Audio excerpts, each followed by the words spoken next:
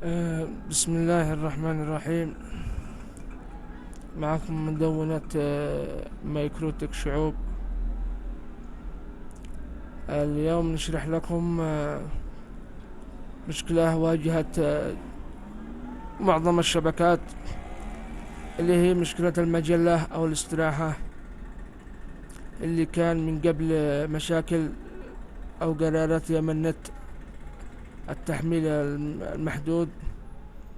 كان من قبل التحميل مفتوح، لما الاستراحة موجودة يحمل المستخدم أو المشترك، بيحمل بسرعة كبيرة، بس ما بيحتسبش من ضمن سرعة النت.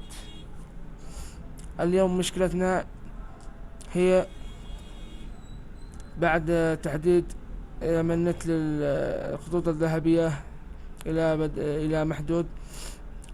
تم تحديد أصحاب الشبكات، تم تحديد كروت، تم تحديد ميجاهات لجميع الكروت. مثل كارت أبو مياه معها 400 ميجا، وكارت أبو 250 معه 1 جيجا إلى آخره. الزبون لما يجي يحمل الزبون من الاستراحة، طبعا ما بيحتسبش من ضمن الجيجا المحدد لك من يمن النت لما يحمل من الاستراحة. بس هنا لو تشوفوا هنا، أي مستخدم معاه كارت بيكون له محدد. إذا حمل من خط انترنت أو من استراحة بيحسب له ميجا.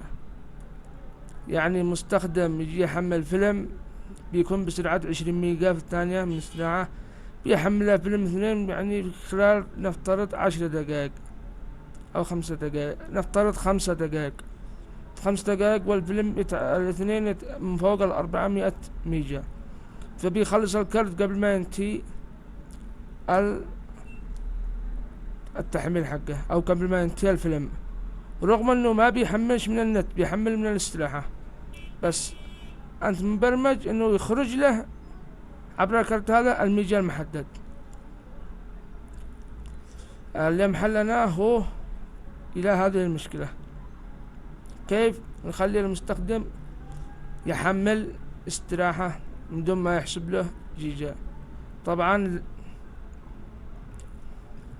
هذه نروح على اليوزر مانجر، بس لازم كروت استراحة، ما تقدرش تحدد كروت انترنت واستراحة. في ناس يقولوا اعمل مجلة بكمبيوتر واعمل له راوتر 750 وبرمجونه مجان، وبعدها خليه على ميكروتك 2011 ما بيحتسب من ميكروتك 2011. اي خروج للمشترك بيحتسب بالميجا. كلمة هي هكذا واضحة. لكن حل المشكلة انك تعمل بروفايل خاص بالاستراحة. في ناس قالوا بروفايل خاص بالاستراحة، بس بيكون لان البروفايل بيكون مفتوح التحميل. ركزوا، البروفايل بيكون مفتوح التحميل. وفي ناس قالوا مفتوح التحميل معناتها بيقدر يحمل استراحة وبيقدر يحمل افلام وبيقدر. فالحل موجود، لا تقلقوا. طبعا احنا نعرف نعمل البروفايل. نفترض انه ابو 300، نفترض هو ابو 100 بس نسوي 300 علشان الفكرة لا يختبس. نفترض 3 ساعات، نخلي التحميل مفتوح. واحنا نعرف انه تحديد السرعة من هنا بيكون للنت، التحديد بيكون للنت. اي ان العميل او المشترك لما نعمل له الرفع سرعة مش مقدار معين من التحميل، لا، بنخلي مقدار التحميل مفتوح، بس السرعة بنحددها 10 كيلو، التحميل 10 كيلو، الرفع 10 كيلو والتحميل 10 كيلو التحديد. وبنسوي إضافة. هذه الطريقة لما يجي المشترك يشتري كروت خاص بالاستراحة أو بالمجلة بيتصل معه، بس السرعة عنده طبعا ركزوا، السرعة عنده بتكون 10 كيلو في الانترنت، سحب الانترنت فقط.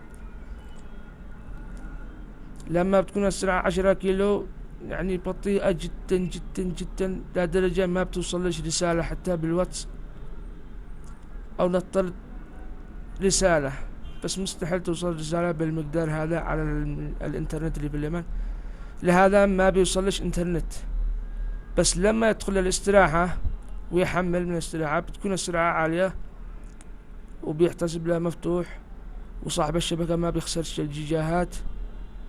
وطبعا التقسيم سرعة الاستراحة منعزل عن سرعة الانترنت، يعني هو بيحمل من الاستراحة بتكون سرعة فظيعة، بس بيكون تحميله ايش من المجلة فقط، ما بيكونش من النت وما بيستهلكش.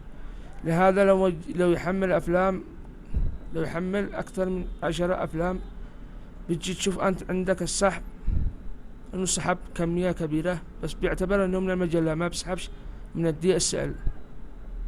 لو تجي تشوف كم سحب من النت، هذا اذا وصلت له رسالة بيكون ساحب 10 كيلو، 10 كيلو مش خسران. الى هنا سوينا الحل، وان شاء الله يعجبكم. معكم مدونة مايكروتك شعوب، والسلام عليكم ورحمة الله وبركاته.